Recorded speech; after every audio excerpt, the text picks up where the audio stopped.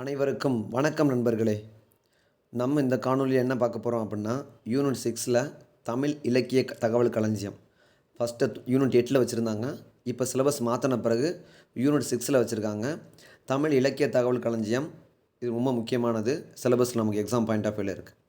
ஓகேங்களா? புதிய நண்பர்களாக இருந்தீங்கன்னா நம்ம சேனலை சப்ஸ்கிரைப் பண்ணிக்கோங்க, லைக் பண்ணிக்கோங்க, பெல் சிம்பிளை கிளிக் பண்ணிக்கோங்க. அப்போ தான் நம்ம போடுற வீடியோலாம் உங்களுக்கு நோட்டிஃபிகேஷனில் காட்டும். எக்ஸாம் பாயிண்ட் ஆஃப் வியூவான அனைத்து பிடிஎஃப்பும் நம்ம டெலகிராம் குரூப்பில் இருக்குது. டெலகிராம் குரூப்பில் ஜாயின் பண்ணிக்கோங்க. அதில் ஃபைல்ஸில் போய் நீங்கள் உங்களுக்கு தேவையான பிடிஎஃப் டவுன்லோட் பண்ணிக்கலாம். இந்த தமிழ் இலக்கிய தகவல் களஞ்சியமும் அந்த பிடிஎஃப்பில் இருக்குது. நம்ம தமிழ் இலக்கிய தகவல் களஞ்சியத்தில் யூனிட் 6ல் பொறுத்த வரைக்கும் தமிழ் சமுதாய வரலாறு, தமிழ் இலக்கிய தகவல் களஞ்சியம், இதில் ஏகப்பட்ட தகவல்கள் இருக்குது. இந்த புத்தகம் நம்ம கண்டிப்பாக படித்து தான் ஆகணும். ஓகேங்களா? ஓகே. இதில் வந்து பார்த்தோம்னா ஃபஸ்ட் எடுத்தோன்னே நமக்கு சிலபஸில் நமக்கு நிறைய விஷயங்கள் கொடுத்துருப்பாங்க. நம்ம என்ன படிக்கணும் அப்படின்றது பார்த்தோம்னா, முச்சங்கள் தகவல்கள் கண்டிப்பாக படித்து ஆகணும். மொழி பற்றிய தகவல்கள் படித்து தான் ஆகணும். சங்க இலக்கிய தகவல்கள், சங்கம் அறிவிய தகவல்கள், காப்பிய இலக்கிய தகவல்கள், சமய இலக்கியங்கள், வைணவமும் சைவமும், இஸ்லாமியும் தமிழும், கிறிஸ்தவமும் தமிழும், இலக்கண தகவல்கள், சிற்றிலக்கிய தகவல்கள். இந்த புத்தகத்தையும் நம்ம ஒரு தடவை வாட்சி விட்டது நமக்கு சேஃப் தான். என்னடா இப்படி இந்த புத்தகத்தையும் வாசிக்க சொல்கிறாங்களே அப்படின்னு சொல்லி நீங்கள் நினைக்க வேணாம். கண்டிப்பாக அதிலேருந்து எப்படி வேணால் கேட்கறதுக்கான வாய்ப்புகள் இருக்குது. ஓகேங்களா? ஓகே. ஃபஸ்ட் எடுத்தோன்னே நம்ம இப்போ கொஞ்சம் கொஞ்சம் ஒரு பாடமாக நம்ம பார்த்துடலாம். நம்ம மொழி பற்றிய தகவல்கள் அப்படின்ற நம்ம டாபிக் இன்றைக்கி வந்து பார்க்க போகிறோம். மொழியின் தமிழ் இலக்கிய தகவல் களஞ்சியத்தில் ஃபஸ்ட்டு வகுப்பு, இது வந்து முதல் வகுப்பு. ஓகேங்களா? மொழி பற்றிய தகவல்கள். மொழியின் தோற்றம் ஆய்வுக்கு அப்பாற்பட்டது. மொழியோட தோற்றத்தை பொறுத்த வரைக்கும் ஆய்வுக்கு நம்ம உட்படுத்தவே முடியாது. மொழியோட தோற்றம் ஆய்வுக்கு அப்பாற்பட்டது. ஓகேங்களா? சமஸ்கிருதம் வடமொழின்றாங்க, தமிழ் மொழியை தென்மொழி அப்படின்றாங்க. அது வந்து சிவபெருமானின் உடுக்கையிலிருந்து பிறந்த மொழிகள் அப்படின்றாங்க. சிவபெருமானின் உடுக்கையிலிருந்து பிறந்த மொழிகள் வடமொழி சமஸ்கிருதத்தையும், தென்மொழி தமிழ் மொழியையும் குறிப்பிடுறாங்க. வடமொழியை பாணினிக்கு கொடுத்தவர் சிவபெருமான், தென்மொழியை அகத்தியருக்கு கொடுத்தவர் சிவபெருமான். நம்ம தென்னுக்கு வந்து தென்மொழிக்கு வந்து ஒரு அகத்தியர்னா வடமொழிக்கு ஒரு பாணினி, சமஸ்கிருதத்துக்கு ஒரு பாணினி.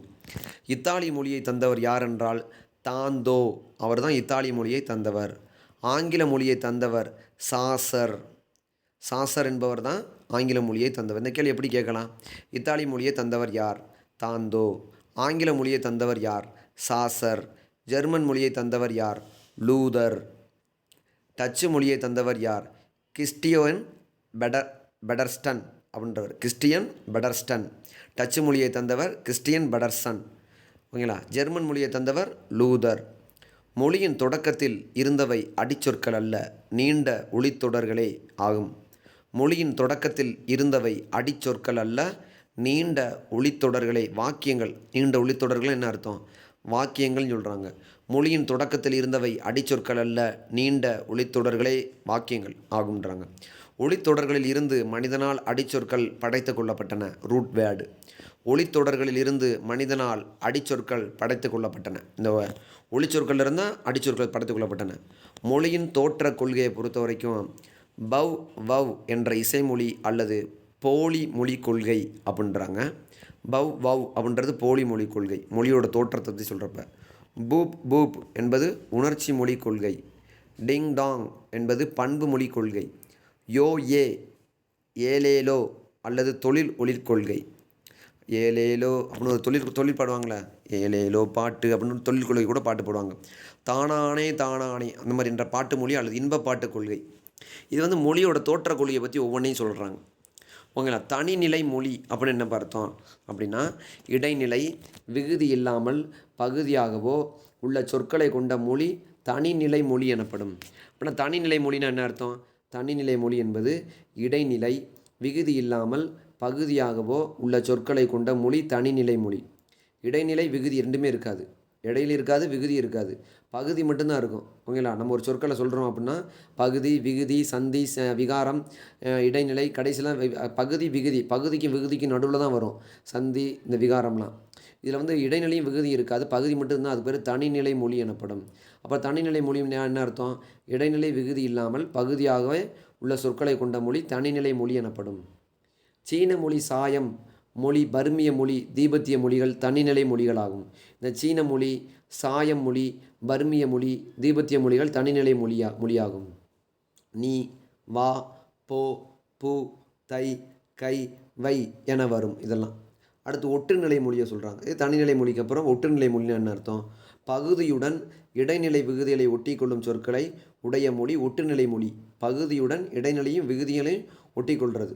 தேவைப்பட்டால் இவற்றை பகுதி, இடைநிலை, விகுதி என தனித்தனியே பிரித்து விடலாம். சித்திய மொழிகள், திராவிட மொழிகள், மலேயா பாசினேஷன் மொழி, ஜப்பான், கொரியா, பின்னிஸ், பாஸ்க் போன்றன ஒட்டுநிலை மொழிகளாகும்.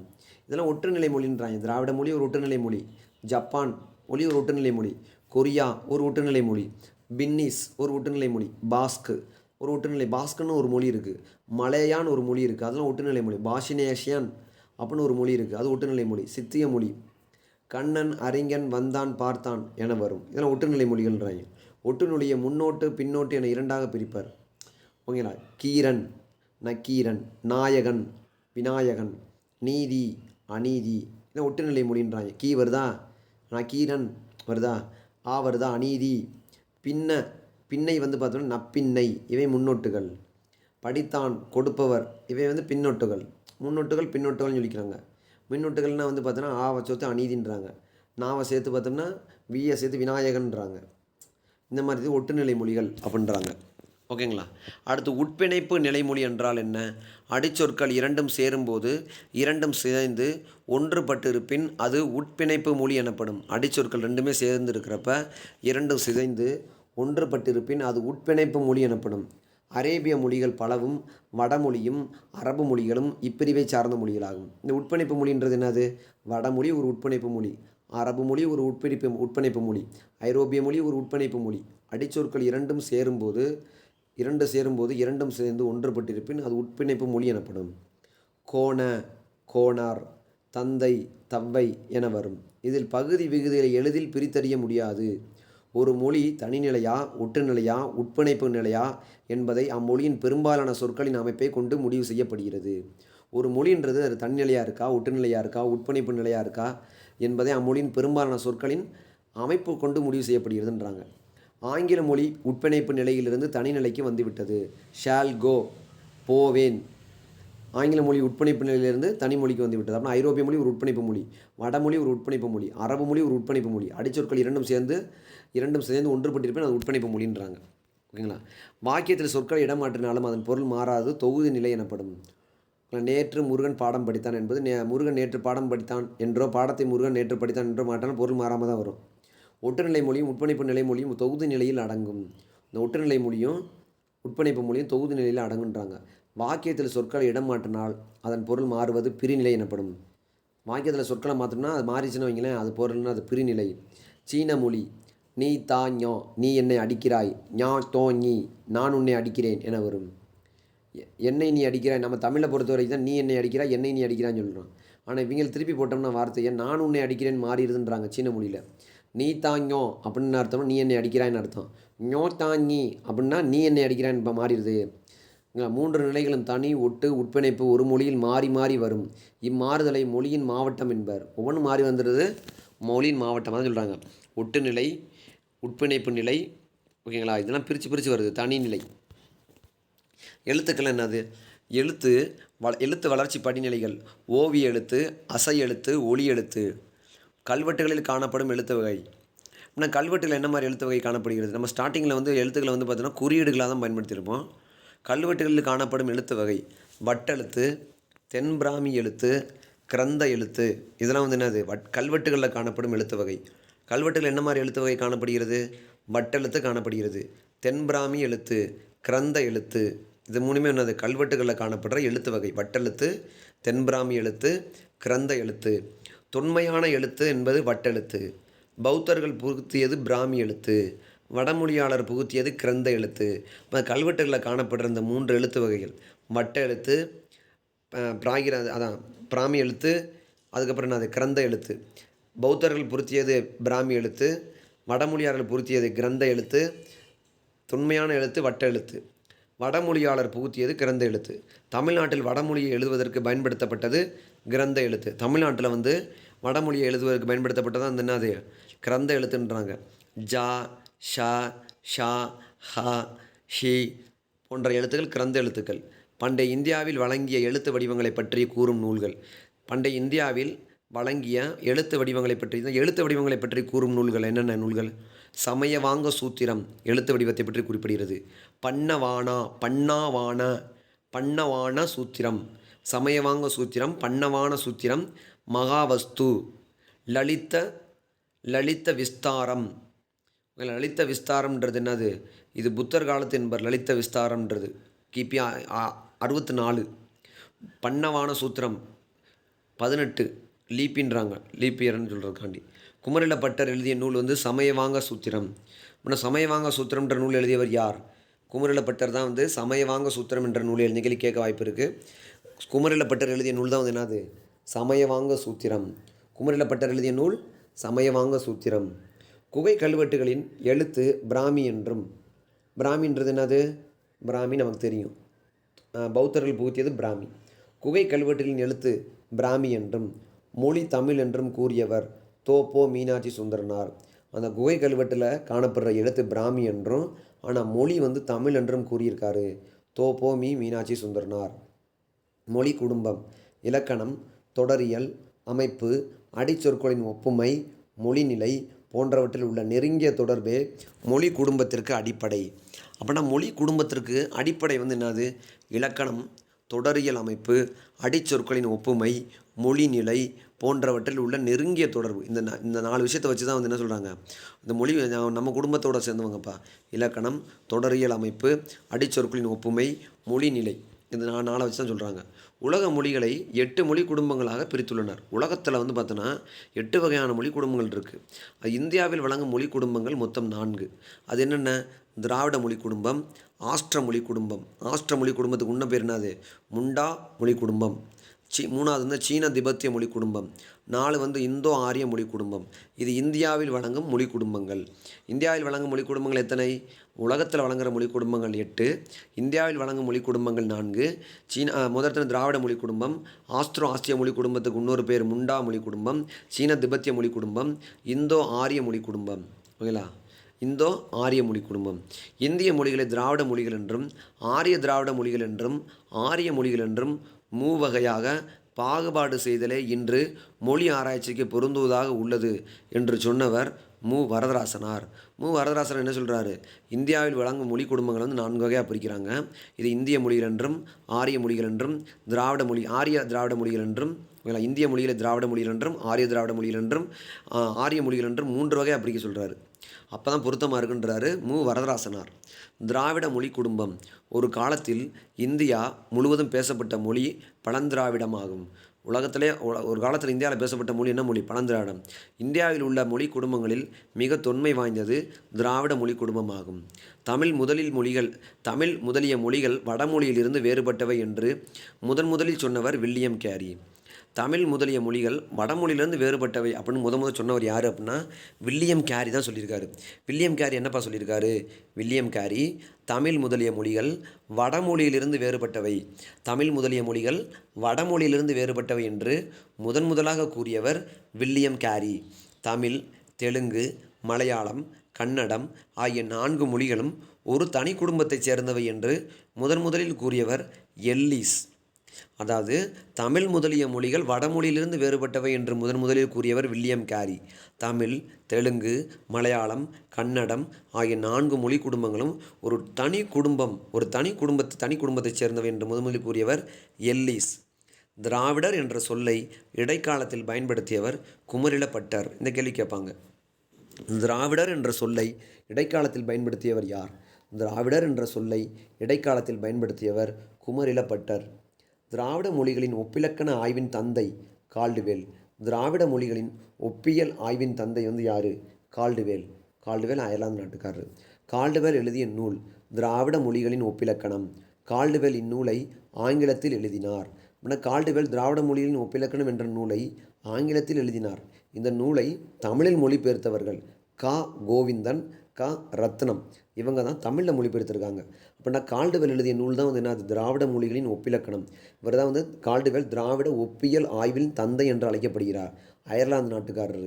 இவரோட சமாதி எங்கே இருக்குது தமிழ்நாட்டில் என்பதை நீங்கள் கமெண்ட் பண்ணுங்கள். ஓகேங்களா? இவரோட சமாதி எங்கே இருக்குன்னு சொல்லி கமெண்ட் பண்ணுங்கள். கால்டுவெல் எழுதிய நூல் தான் வந்து திராவிட மொழியின் ஒப்பிலக்கணம்.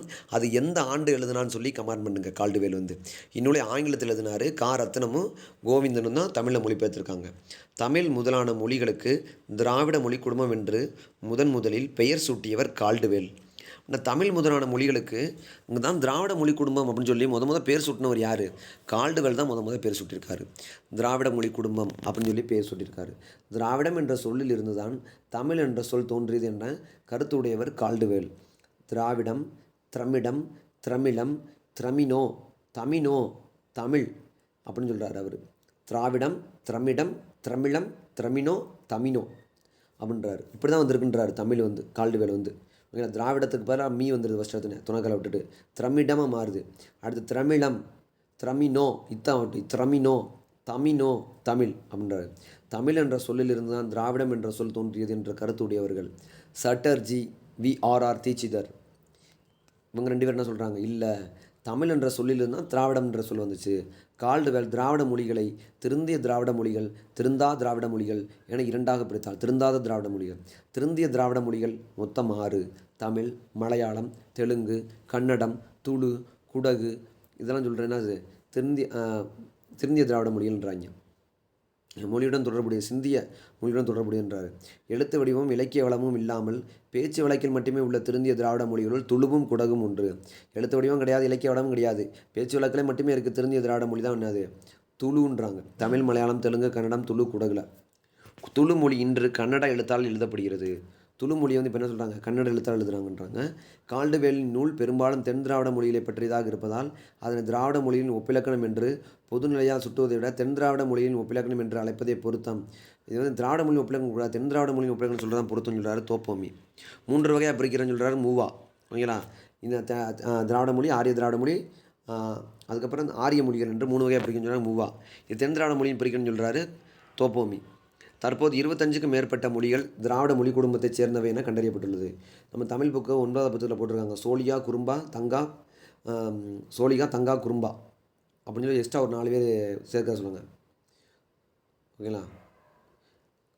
திராவிட மொழிகளை பேசும் மக்களின் எண்ணிக்கை அடிப்படையாக கொண்டு பெருமொழிகள் என்றும் சிறுமொழிகள் என்றும் பிரிப்பர். தமிழ், தெலுங்கு, மலையாளம், கன்னடம்லாம் வந்து பெருமொழிகள், மற்றவை சிறுமொழிகள். மொழியின் இலக்கண இலக்கிய சிறப்பை அடிப்படையாக கொண்டு திருந்திய திராவிட மொழி, திருந்தா திராவிட மொழிகள் என்று பிரிப்பர். இவற்றை செப்பமுள்ள திராவிட மொழிகள் என்றும் செப்பமற்ற திராவிட மொழிகள் என்றும் அழைப்பர். மொழி வழங்கும் நிலத்தை அடிப்படையாக கொண்டு தென் திராவிட மொழிகள், நடு திராவிட மொழிகள், வட திராவிட மொழிகள் என்றும் பிரிப்பர். தென் திராவிட மொழி 8 இருக்குது. தமிழ், மலையாளம், குடகு, தோடா, கோத்தா, கோரகா, இருளா, கன்னடம், துளு. நடு திராவிட மொழிகள் தெலுங்கு, கோண்டி, கோயமி, பெங்கோ, ஜபு, நாயக்கி, மண்டோ, கடப்பா. வட திராவிட மொழி குரு, மால்தோ, பிராகுயி. ஓகேங்களா? இருகலா, கோயா போன்ற தனி திராவிட மொழிகள் அப்படின்னு சொல்கிறவங்க இருக்காங்கன்றாங்க. குடகுன்றது கோடகு, கொதகி, குறுக்கு அப்படின்றாங்க. கோடா அப்படின்றது கோதம் அப்படின்றாங்க. குடகு அப்படின்ற மொழிக்கு வேறு பேர் என்னது? கொடகு, கொதகி, கூர்க்கு. கோடா அப்படின்றது கோதம். தோடா அப்படின்றது துதம். தோதா, துதம் என்பது கால்டுவெல். துளு என்பது துளுவம். குவி என்பது கோந்து. குவின்றது கோந்து. குருக் அப்படின்றது என்ன அர்த்தம்? ஒராவான், ஒரியன். ஒராவான் என்பான் கால்டுவெல். மகால்ன்றது மால்டோ, மாலார். படகர் அப்படின்றது படுகர் பேசும் மொழி, படகா. தோடர் அல்லது தோதவர் பேசும் மொழி தோடா. கோடர்கள் பேசும் மொழி கோடா. கோவிந்தோர் பேசும் மொழி கோண்டி. இருளர்கள் பேசும் மொழி இருளா. துளுவர் பேசும் மொழி துளு. தெலுங்கர் பேசும் மொழி தெலுங்கு. ஆந்திரம். வடமொழியாளர் தெலுங்கை ஆந்திரம் என்பர். ஆந்திரா பேசுகிறான்னுவாங்க. கோண்டர், தந்தர் பேசும் மொழி மாலர் அல்லது பாகரியர் பேசும் மொழி ராஜ்மகால். ஓகேங்களா? படகர்னா படகர் பேசும் மொழி படகா. தோடர்னா தோதவர் பேசும் மொழி தோடா. கோடர்கள் பேசும் மொழி கோடா. கோவிந்தோர் பேசும் மொழி கோண்டி. இருளர்கள் பேசும் மொழி இருளா. துளுவர் பேசும் மொழி துளு. தெலுங்கர் பேசும் மொழி தெலுங்கு, ஆந்திரான்னு சொல்லி வடமொழியாளர் கூறுவாங்க. கோந்தர்னா கோண்டர், தந்தர் பேசும் மொழி மாலர் அல்லது பாகரியர் பேசும் மொழி ராஜ்மகால். சந்திரகிரி, கல்யாண்புரி என்ற 6 ஆறுகளுக்கு இடைப்பட்ட பகுதியில் வழங்கும் மொழி துளு. சந்திரகிரி, கல்யாண்புரி 2 ஆறுகளுக்கு இடைப்பட்ட வழங்கும் மொழி துளு. மைசூரின் மேற்கு, தென் கன்னடத்தின் கிழக்கு பகுதியில் உள்ள மேற்கு தொடர்ச்சி மலை உச்சியில் வழங்கும் மொழி குடகு. தென்னடக்கு தென் கன்னடத்தின் கிழக்கு பகுதியில் மேற்கு தொடர்ச்சி மலை உச்சிரவையில் தான் குடகு. குடக்கு அப்படின்றது குடகு என்றாயிற்று. கோண்டு வனத்தில் வழங்கும் மொழிகள் கோண்டி கோந்து. ஒரிசாவில் வழங்கும் மொழிகள் கூயி கடப்பா. ஓகேங்களா? நம்ம எங்கெங்கே இந்த மொழிலாம் பேசுகிறாங்கன்னு பார்க்கணும். ஒரிசாவில் வழங்கும் மொழிகள், ஓகேங்களா, ஒரிசாவில் வழங்கும் மொழிகள் கூயி கடப்பா. மத்திய பிரதேசில் வழங்கும் மொழிகள் கோலமி நாயக்கி பஜ்ஜி. கோலமி நாயக்கி பஜ்ஜின்றது மத்திய பிரதேசில். பாகிஸ்தானில் உள்ள பலுசிஸ்தானத்தில் வழங்கப்படும் மொழி வந்து பிராகுயி. இந்தியாவிற்கு வெளியே பேசப்படும் ஒரே திராவிட மொழி பிராகுயி, பாகிஸ்தானில் பேசுகிறாங்க. திராவிட மக்களின் அதிக மக்களால் பேசப்படும் மொழி தெலுங்கு. திராவிடத்தில் வந்து அதிகமாக பேசுகிறது தெலுங்கு தான். இந்திய நாட்டில் இந்திக்கு அடுத்தபடியாக அதிக மக்களால் பேசப்படும் மொழி தெலுங்கு. திராவிட மொழியில் அதிக ஒலிகளை கொண்ட மொழி தோடா. திராவிட மொழியில் அதிக ஒலிகளை கொண்ட மொழி என்னது? தோடா. ஓகேங்களா? திராவிட இனத்தவர்கள் பழமையை மிக மிக போற்றுவர் துளுவர். திராவிட இனத்தவர்களை வந்து பழமையை மிக மிக போற்றுறவங்க யார் அப்படின்னா துளுவர். திராவிட இனத்தவர் வந்து பழமையை மிக மிக போற்றுறவங்க யார் அப்படின்னா துளுவர் தான் அதிகமாக போட்டுறாங்க. ஓகேங்களா? துளு என்பதற்கு அமைதியான, பணிவுடைய, பண்பார்ந்த, ஓகேங்களா, பண்பு வாய்ந்த, எதற்கும் ஆற்றலற்ற என்று பொருள் துளுனா. மொகஞ்சதாரோ ஹரப்பாவில் கண்டெடுக்கப்பட்ட மொழி திராவிட மொழியே என்று கூறியவர் இராஸ் பாதிரியார். தமிழின் முதல் இலக்கியமாக கருதப்படுவது சங்க இலக்கியம். மலையாளத்தின் முதல் இலக்கியமாக கருதப்படுவது வீரராமவர்மா எழுதிய ராமசரிதம். ஆனால் மலையாளத்தின் முதல் இலக்கியம் வந்து என்னது? மலையாளத்தின் முதல் இலக்கியமாக கருதப்படுவது என்னதுன்னா வீரராமவர்ம எழுதிய ராமசரிதம். சங்க இலக்கியம் 10 பாட்டு 8 தொகை. மலையாளத்தில் வந்து வீரராமவர்மா எழுதிய ராமசரிதம். கன்னடத்தில் கவிராஜ மார்க்கம், நிர்பதுங்கர் எழுதியது தான் கவிராஜ மார்க்கம். தெலுங்கின் முதல் நூல் வந்து நன்னையப்பட்டர் எழுதிய பாரதம். தெலுங்கில் வந்து நன்னையப்பட்டர் எழுதிய பாரதம். கன்னடத்தில் வந்து நிர்பதுங்கர் எழுதிய கவிராஜ மார்க்கம். மலையாளத்தில் வந்து வீரராமவர்மா எழுதிய ராமசரிதம். தெலுங்கிற்கு இலக்கணம் எழுதியவர் கேசவர். மலையாளத்திற்கு இலக்கணம் எழுதியவர் எழுத்தச்சன். தமிழின் இலக்கண நூல் தொல்காப்பியம். தமிழோட இலக்கண நூல் தான் தொல்காப்பியம். சமஸ்கிருதத்தில் எழுதப்பட்டது ஆந்திர சப்த சிந்தாமணி. தமிழின் இலக்கண நூல் தொல்காப்பியம். மலையாளத்தில் இலக்கணம் எழுதியவர் வந்து எழுத்துத்தச்சன். தெலுங்கிற்கு இலக்கணம் எழுதியவர் கேசவர். தமிழுக்கு இலக்கணம் எழுதியவர் தொல்காப்பியர். ஓகேங்களா? தமிழின் இலக்கண நூல் தொல்காப்பியம். தெலுங்கின் இலக்கண நூல் ஆந்திர சப்த சிந்தாமணி. சமஸ்கிருதத்தில் எழுதப்பட்டது இந்த ஆந்திர சப்த சிந்தாமணி. ஆனால் தெலுங்கோட இலக்கண நூல், தெலுங்கு மொழியில் எழுதப்பட்ட தெலுங்கு இலக்கண நூல் வந்து ஆந்திர பாஷா பூஷணம். அப்படின்னா ஆந்திராவில் எழுதப்பட்ட இலக்கண நூல் வந்து பார்த்தோம்னா ஆந்திர சப்த சிந்தாமணி சமஸ்கிருதத்தில் எழுதப்பட்டது. தெலுங்கு மொழியில் எழுதப்பட்ட ஆந்திர பாஷா பூஷணம் வந்து தெலுங்கு இலக்கண நூல். மலையாளத்தின் இலக்கண நூல் வந்து லீலா திலகம். மலையாளத்தின் இலக்கண நூல் வந்து என்னது? லீலா திலகம். மீட்டுருவாக்கம் மூலம் அதாவது மூல திராவிட மொழியின் ஒலியின் அமைப்பை ஆய்ந்தவர் டாக்டர் M.V. எமினோ. மீட்டுருவாக்கம் மூலம் திராவிட மொழிகளின் ஒலியின் அமைப்பை ஆய்ந்தவர் யார்? Doctor M.V. எமினோ. திராவிட மொழிகளின் அடிச்சொல் அகராதியை இயற்றியவர்கள். திராவிட மொழிகளின் அடிச்சொல் அகராதி இயற்றியவர் பேரோ மற்றும் எமெனோ. திருந்தாத திராவிட மொழிகளுக்கு முதன்மை கொடுத்து ஆய்வு செய்தவர் தாமஸ் பாரோ. துளு மொழியை ஆய்ந்தவர் பிரிக்கேல். தோடா மொழியை ஆய்ந்தவர் ஸ்மிட். பிராகுயி மொழியை ஆய்ந்தவர் லீச். படகா மொழியை ஆய்ந்தவர் படகோ மோக்லிஸ். கோண்டி மொழியை ஆய்ந்தவர் வந்து வாய்ச்சே. துளு பிரிக்கேல். தோடா மொழி வந்து ஸ்மிட். இப்படி ஒவ்வொரு மொழியும் ஒருத்தவங்க. குயி அப்படின்ற மொழியை ஆய்ந்தவர் வந்து ஜான் பெர்சிவர். இவர் தான் குயி அப்படின்ற மொழியை ஆய்ந்திருக்காரு. பர்ஜி பெங்கோ மொழிகள் திராவிட மொழிகளே என்று கண்டவர் பரோ. அவர் தான் வந்து பர்ஜி பெங்கோலாம் திராவிட மொழிகள் இருக்கார். திராவிட மொழிகளை மிகுதியாக ஆய்வு செய்த இந்த பல்கலைக்கழகம்னா அண்ணாமலை பல்கலைக்கழகம் தான் மிகுதியாக ஆய்வு செய்துள்ளது. கன்னட மொழியின் முதல் இலக்கண நூல் பாஷா பூஷணம். கன்னட மொழியோட முதல் இலக்கண நூல் வந்து என்னது? கன்னட மொழியின் முதல் இலக்கண நூல் பாஷா பூஷணம். சமஸ்கிருத மொழியில் எழுதப்பட்டது பாஷா பூஷணம். எப்படி தெலுங்கு மொழி முதல் இலக்கண நூல் வந்து பார்த்தோம்னா ஆந்திரா பாஷா பூஷணம். அது வந்து சமஸ்கிருதத்தில் எழுதப்பட்டது. தெலுங்கு மொழியில் வந்து பார்த்தோம்னா இலக்கண நூல் வந்து பார்த்தோம்னா என்ன நூல்? ஆந்திரா பாஷா பூஷணம். சமஸ்கிருதத்தில் எழுதப்பட்டது ஆந்திர சப்த சிந்தாமணி. கன்னட மொழியின் முதல் இலக்கண நூல் வந்து பாஷா பூஷணம். அது சமஸ்கிருதத்தில் எழுதப்பட்டது. கன்னடத்தில் எழுதப்பட்ட முதல் இலக்கண நூல் வந்து சப்தமொழி தர்ப்பணா. மூல திராவிட மொழியிலிருந்து முதலில் பிரிந்த மொழி துளு, இறுதியாக புரிந்த மொழி மலையாளம். மூல திராவிட மொழியிலிருந்து முதல்ல பிரிஞ்சது துளு, இறுதியாக பிரிந்தது மலையாளம். பழந்தமிழகம் பற்றி குறிப்பிடும் கிரேக்க நூலாசிரியர்கள் தாலமி, பிலினி, மெகஸ்தனிஸ். பழந்தமிழகத்தை பற்றி தாலமி, பிலினி, மெகஸ்தனிஸ். இடைக்கால தமிழகம் பற்றி குறிப்பிடுபவர் யாருன்னா யுவான் சுவாங், பயணிகளின் இளவரசன் பாயியான். இவர் வந்து யாருன்னா சீன யாத்திரை யுவான் சுவாங். இவர்கள் கூறும் சில தமிழ் பழம்பெயர்கள் என்னென்ன அப்படின்னு சொல்லி பாருங்கள். கேரள புத்ரா அப்படின்னா கோரா போத்ரோஸ். ஒர்த்தரோ உறையூர். ஆர்கௌதா ஆற்காடு, தமரிக்கோ அப்படின்றது தமிழ், தமரிக்கோ திமிரிக்கோ, சங்கா அப்படின்றது படகு, கோமர் அப்படின்னா குமரிமுனை, கோமரியா குமரிமுனை, பெத்திக்கோ பொதிகமலை, கொல்கோய் கொற்கை. தாளமி என்பவர் ஊர் என்று முடியும் 23 இடப்பெயர்களை குறிப்பிட்டுள்ளார். கர்நாடகம் என்பது வடமொழி திரிபு என்று பலரும் கூற, குண்டர்ட் மட்டுமே கரு ப்ளஸ் நாடு ப்ளஸ் அகம் என பிரித்து தமிழ் சொல்லின் திரிபு என்று சொல்லியிருக்காப்புல. குண்டர்ட்ன்றவர். மூல திராவிட மொழிகளில் உயிர்கள் 10, ஐ அவு கிடையாது. மூல திராவிட மொழியில் வந்து பார்த்தோம்னா உயிரெழுத்து வந்து 10 தான் இருக்குது, ஐ அவும் கிடையாது. மூல திராவிட மொழியில் வந்து 16, இவ்வு கிடையாது. மூல திராவிட மொழியில் இருந்த சுப்பு உப்பு என தமிழில் வந்து கிவி செவி ஆனது. மூல திராவிடிலிருந்து கிவி செவி ஆனதுன்றாங்க. ஓகேங்களா. பழந்தமிழ மொழியுடன் ஆரிய மொழி கலக்க பிராகிருதமும் பாலி மொழியும் தோன்றின. அப்படின்னா வந்து ஆரிய மொழி கலக்க பிராகிருதமும் பாலி மொழியும் பழந்திராவிட மொழியுடன் ஆரிய மொழி கலந்தோடனே பிராகிருதமும் பாலியும் தோன்றுகின்றாங்க. 1911 பிராகுயி திராவிட மொழி குடும்பத்தில் இணைக்கப்பட்டது. அது வடமொழி திராவிட மொழின்றாங்க. ஆரிய மொழி குடும்பத்தைச் சேர்ந்த வட இந்திய மொழிகளே வாக்கிய அமைப்பில் மட்டும் திராவிட மொழி குடும்பத்தை உறவு கொண்டதாக உள்ளது. ஆரிய மொழி குடும்பத்தைச் சேர்ந்த வட இந்திய மொழிகளில் வாக்கிய அமைப்பில் உள்ள திராவிட மொழி குடும்பத்தோடு உறவு கொண்டதாக உள்ளது. தமிழ் மொழி இந்தியாவில் தோன்றிய மிக தொன்மையான மொழி தமிழ். வடமொழியின் துணை வேண்டாது தனித்து இயங்கும் ஆற்றல் கொண்ட மொழி என்று முதலில் சொன்னவர் கால்டுவேல். வடமொழி துணை வேண்டாது தனித்து இயங்கும் ஆற்றல் கொண்ட மொழி தமிழ் தான் சொல்லி முதல் சொன்னவர் யாருன்னா கால்டுவேல். திராவிட மொழிகளிலே மிக பழமையான வரி வடிவ எழுத்து கொண்ட மொழி தமிழ். திராவிட மொழிகளிலே மிக தொன்மையான இலக்கண இலக்கியங்களை கொண்ட மொழி தமிழ். திராவிடர்களின் புனித மொழி தமிழ் என்று சொன்னவர் C.R. ரெட்டி. திராவிடர்களின் புனித மொழி வந்து என்னது தமிழ் சொன்னவர் யார்? C.R. ரெட்டி. திராவிட மொழி ஆய்வுக்கு பெரிதும் துணை புரியும் மொழி. மூல திராவிட மொழிகளுக்கு நெருங்கிய தொடர்பு கொண்ட மொழி தமிழ். இன்று பேச்சு வழக்கில் உள்ள மொழியில் பழங்காலத்திலே பண்பட்ட மொழி தமிழ். இன்று இந்தியாவில் பேசப்படும் மொழிகளில் பிறமொழி கலப்பு குறைந்த மொழி தமிழ். தெலுங்கரும் கன்னடியரும் தமிழை அரவம் என்றும் தமிழரை அறவாளு என்று கூறுவர். அறம் நிறைந்தவர் அறவாளு. அருவா நாட்டினர்னா அறவாளு, ஒளி அதிகமாக சத்தமாக பேசுகிறவங்க. துளு நாட்டு தமிழ், மலையாள நாட்டு தமிழ், கருநாட்டு தமிழ், கன்னடம்.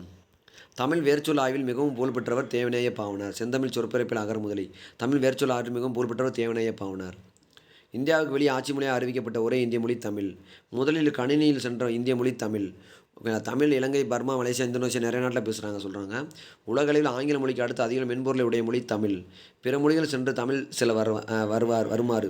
தோகை என்ற சொல் ஹிப்ரு மொழியில் துயி என்றானது. அகில் ஹிப்ரு மொழியில் அகலத் என்றானது. அரிசி கிரேக்க மொழியில் ஒரசா என்றானது. சந்தனம் ஆங்கில மொழியில் சாண்டல் என்றானது. இஞ்சி ஆங்கில மொழியில் ஜிஞ்சர் என்றானது. இஞ்சி கிரேக்க மொழியில் சிக்கி பெரஸ் என்றானது. பிப்பிளி என்ற சொல் கிரேக்க மொழியில் பெப்பாரி என்றானது. பெப்பாரி என்றானது. ஓகேங்களா. ஓகே, அடுத்து வந்து முச்சங்கங்கள் வரலாறு.